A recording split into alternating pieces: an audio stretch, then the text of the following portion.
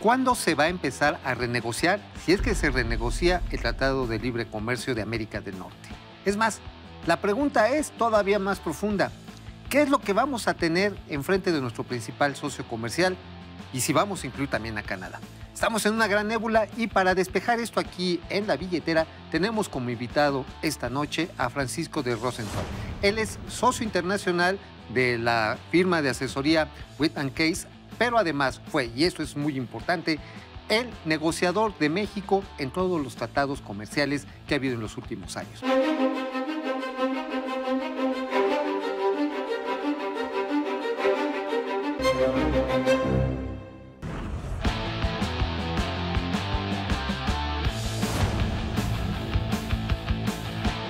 El Tratado de Libre Comercio de América del Norte se va a renegociar. ¿Qué implica eso? Es más, la pregunta es, ¿va a haber nuevo TLC o no va a haber?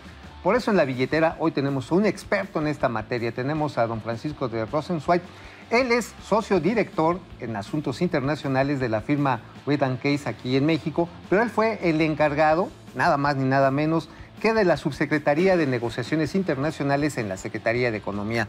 Francisco, realmente qué gusto que estés con nosotros. El gusto mío. Hoy en día tener un experto como tú es una ventaja para La Billetera. En particular, si nos explicas eso que pregunta Mauricio, ¿va a haber renegociación del tratado o un nuevo tratado de libre comercio? ¿Qué va a haber? Porque hay gran nébula, ¿no? Bueno, lo que se ha comentado por parte de las autoridades de la Secretaría de Economía y del Secretario de Comercio de Estados Unidos es que va a haber una renegociación.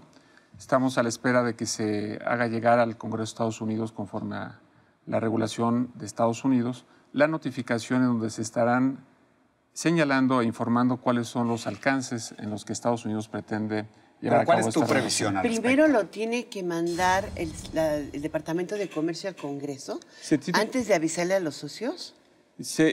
Como parte del procedimiento en Estados Unidos, es fundamental que antes de iniciar un proceso de renegociación o de lanzamiento de negociaciones comerciales con cualquier país, tienes que notificar al Congreso y tiene que haber un proceso consultivo de 90 días.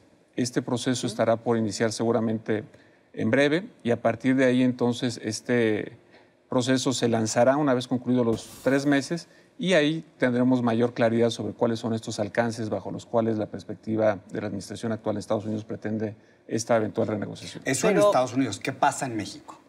Bueno, en México la Secretaría de Economía inició un proceso de consultas con los sectores productivos, lo cual es fundamental. Y hay que recordar que también, bueno, es una práctica común de la Secretaría tener un diálogo pues, muy nutrido y permanente con los actores que tienen una participación relevante en el comercio internacional. Esta es una figura que se conoce como el cuarto junto, que se institucionalizó hace 25 años con el NAFTA, y no es algo nuevo, es algo que también se hace en cualquier negociación, y gracias al TPP, por ejemplo, hoy día podemos conocer cuál es el estado que guarda de manera pues, actualizada las áreas de oportunidad y las áreas defensivas que podemos tener en esta negociación. Pero estamos en una nébula, entonces esto parece que no tenemos claro para dónde va, tampoco los tiempos, hay un poco la disputa si se va a hacer a finales de este año o a mitades de este año. O el año que entra. O el año que entra. Si coincide con elecciones. Uf, no, Imagínate con las dos, eso, las intermedias de los Estados Unidos y las presidenciales aquí. A mí me parece que el proceso se va a dar a partir del verano. La información de la que se tiene conocimiento es que muy probablemente a finales del mes de marzo, principios de abril, se estaría mandando esta notificación y eso nos haría pensar que el proceso de renegociación iniciaría en algún momento de julio. Ahora, hablabas acerca... El inicio. El inicio. Antes de... Sí, ¿puedo preguntar? Si nos dices, tiene un periodo de 90 días. 3 meses más. 3 meses, ¿no? Si empiezan en abril, sería abril, mayo, junio. Entonces, la negociación en julio, ¿cuándo notificarían, en términos legales, cuándo sería el tiempo para notificar a México y a Canadá de esa intención y que nosotros respondamos? O sea, Bueno, esa parte...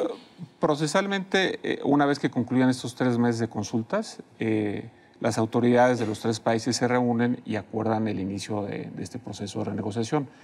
Sin embargo, tiene que concluir primero estos 3 meses de consultas con el Congreso americano y paralelamente me parece que es muy útil el proceso que se está lanzando en México para hacer un proceso consultivo sobre cuáles son las áreas de oportunidad, cuáles son las áreas en donde consideramos que ha habido resultados para los 3 países y cuáles son las áreas en donde hay áreas de oportunidad, considerando que es un acuerdo que tiene ya 23 años de estar en vigor, ¿no? ¿Cuáles son justamente esas áreas de oportunidad? Es decir, ¿qué nos ayudaría más a México? Bueno, de entrada buscar cualquier tipo de oportunidad que permita una mayor integración comercial. Hay que recordar que comerciamos con Estados Unidos más de 530,000 millones de dólares. ¿Qué industrias o áreas comerciales serían esas? Aunque tenemos una relación bastante dispar. Al cierre del 2016, de acuerdo con las cifras de la Secretaría de Economía, nosotros exportamos 360,000 millones de dólares y de ellos compramos 179,000 millones. Entonces, si hay un tema ahí interesante de desajuste, donde eventualmente no... Pero ¿Qué estás computando? Pero hay que recordar que muchas de las importaciones, o sea, de las importaciones totales de México, que son 400,000 millones, de un comercio de 800,000, casi la mitad vienen de Estados Unidos. Y esos son insumos internos de capital a los que México les agrega valor, principalmente manufacturas, para reexportarlos a Estados Unidos y a terceros países. Entonces, hay que recordar que hoy día el comercio no se puede ver solamente importaciones versus exportaciones, sino ya son cadenas de valor.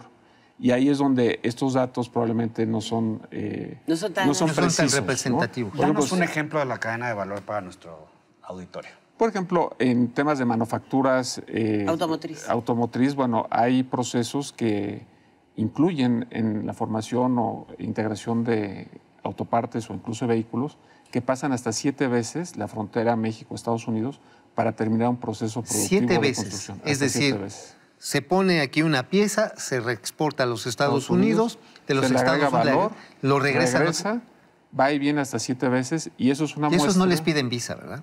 No, de verdad, no. ¿Eso está bien reconocido en el Tratado de Libre Comercio vigente? Bueno, esa capacidad de estadística de cadenas de valor, porque bueno, después nos encontramos a Donald Trump diciendo que ha sido perdedora para ellos. Y para que empleo, sobre todo. Es un tratado justo. Bueno, ahí habría que reconocer que pareciera que lo que a la administración del presidente Trump le inquieta pues, es reducir las importaciones provenientes de terceros países, principalmente de Asia. Y uno de los temas en donde se puede fortalecer esta integración con México, en donde puede haber áreas de oportunidad para Estados Unidos y para México, es precisamente incrementando el continuo regional. Y ahí es donde pareciera un área de oportunidad, hablando de industrias, en donde México podría posicionarse como un proveedor todavía más robusto de lo que por sí es en algunas Sí tenemos un gran déficit con Asia, son casi 100,000 millones, 60,000 millones de déficit con China, 19,000 millones de déficit con Japón. Pero aquí las con reglas... los NICS, que son Corea y estos, no, son otro tenemos tanto. casi son 40,000 millones. Entonces, las reglas de origen, finalmente, de dólares, se tendrían que hacer de alguna manera más de América del Norte, precisamente para que no estén entrando así que importaciones a lo chino, aunque no sean de China solamente. Sí, mira, ese es un análisis bien interesante en cuanto a que la tendencia reciente de los últimos 5 años es a reducir las reglas de origen. ¿Por qué? Porque haces más competitivo la cadena de valor. ¿Qué implica reducir las reglas de origen? O sea, una regla de origen es cuando tienes un beneficio arancelario, tienes que tener una integración o ciertos insumos para poder beneficiarte de un arancel menor o igual a cero. Hay un tema que es relevante, me encantaría que nos platicaras. Hablamos de aranceles y también hablamos de condiciones fiscales. Cuando hablan de imponer o de gravar con un impuesto a las importaciones procedentes de terceros países, incluyendo México, ¿cómo se tratarían ese tipo de cosas en una negociación del Tratado de Libre Comercio? Bueno, serían ajenas a la negociación comercial. O sea, una reforma fiscal como la que ha habido en México a lo largo de los últimos 15 años, acuérdate la reforma del IETU, ha habido prácticamente pues, cada 6 años intentos para fortalecer la base tributaria y las políticas fiscales de México, y eso no ha implicado una modificación del NAFTA, ¿no? Entonces, en tanto no haya una modificación fiscal que sea discriminatoria para una de las partes o para terceros países, pues es resultado de un proceso soberano de cada país, ¿no? Ahora bien, lo que no puedes, naturalmente, es modificar de manera unilateral los aranceles o las condiciones establecidas en el propio NAFTA, que desde hace ya cerca de 10 años hay arancel cero. Ahora, en Estados Unidos, el secretario de Comercio ha hablado de, inclusive Trump, de una relación bilateral, no trilateral con Estados Unidos. ¿Qué previsiones ves tú en ese sentido? Sobre todo en que aquí en México pareciera que solo estamos negociando con Estados Unidos y no tan bien con Canadá como región. Bueno, claramente, bueno, la visión de la administración de Estados Unidos es que los intereses y las áreas de oportunidad las están manejando de manera bilateral. Sin embargo, el NAFTA es un acuerdo trilateral. Entonces, las tres partes tendrán que sentarse y tendremos que llegar a un balance y un acuerdo que sea benéfico para las tres Ahora hay naciones. otro elemento también interesante que ojalá nos los expliques. Una vez que se defina si se renegocia o se negocia un nuevo tratado, ¿cuál sería la diferencia entre uno y otro? Bueno, a mí me parece que estamos hablando de una renegociación y en ese sentido tendría que darse una modificación al tratado existente y tendría que pasar naturalmente por los poderes legislativos de cada uno de los países una vez que esta negociación concluyera de ser satisfactoria para México. Hay la posibilidad también de que se den acuerdos paralelos o acuerdos complementarios en donde el NAFTA quedaría intocado, como está hoy día, y podrían darse acuerdos complementarios o sectoriales en algunas disciplinas, ¿no? Pero de todas maneras, por rápido que se vaya este procedimiento que está preguntando Alicia, pues finalmente se va a empatar con los procesos electorales. Finalmente, por rápido que se vaya el Congreso estadounidense y el Congreso mexicano, febrero o marzo vamos a estar ya en la calentura de quién va a ser el nuevo presidente y que O de quién va a ser el candidato, porque vas a estar en ese proceso. Ya, luego ya hay muchos muy definidos. Pero ¿no? me parece que si algo es importante ¿Eso cómo señalar puede es que en el tiempo México ha tenido muy claro su compromiso con el libre comercio y al menos las negociaciones comerciales siempre han sido ajenas a los procesos políticos, ¿no? Entonces yo no estaría inquieto por esa parte. Bueno, ahora sería muy difícil si metes el sector de energía. Ups. Que además o el ellos sector de se está telecomunicaciones. pidiendo, Pero esos sectores de alguna manera ya están considerados en el NAFTA porque, como recordarán, hay una cláusula que se llama la cláusula Ratchet, que cualquier liberalización... ¿La cláusula? Ratchet o de cremallera. Es una cláusula que se incorpora en los tratados para... Esa cláusula de la cremallera. La cremallera para establecer que cualquier liberalización posterior que sea la entrada en vigor de un tratado se puedan beneficiar el resto de las partes, en este caso Canadá y Estados Unidos. O sea, es una actualización automática. Se puede entender como una actualización automática y esto es importante porque lo que te da es predictibilidad a las inversiones y a los flujos de comercio. Imagínate si el día de mañana México o cualquiera una de las partes decidiera hacer una reforma para restringir ciertas inversiones. Entonces, ¿qué pasaría con aquellas inversiones que ya están presentes en una parte? Entonces, precisamente lo que busca es dar predictibilidad y dar continuidad a las inversiones. Para ir concluyendo, en el sector energético, por ejemplo, que fue recientemente liberalizado en México, ¿cómo se incluyó concretamente dentro del Tratado de Libre Comercio bajo esta cláusula? No, bueno, hay que recordar que cuando se negoció NAFTA fue excluido porque era una actividad estratégica. Claro. Con la reforma de diciembre de 2013 se da una liberalización de actividades. Bueno, 91, 92, 96, 2008 y luego más recientemente la más importante, 2013.